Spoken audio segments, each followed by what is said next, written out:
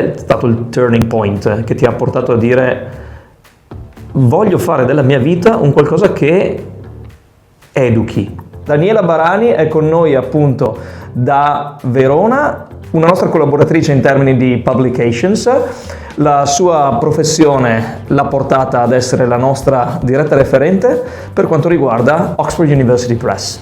Devi studiare, perché lo studio e la conoscenza sono le uniche cose che nessuno potrà mai portare via da te.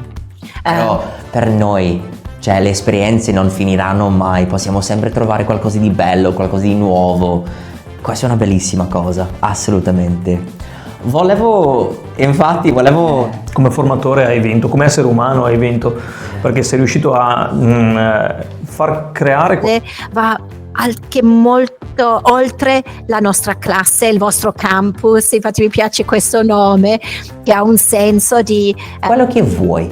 Può essere quello che vuoi. Sì, ma non voglio fare qualcosa di accademico, voglio essere semplicemente una barista. Vabbè, fallo in Giappone, impari il giapponese, fai barista in Giappone.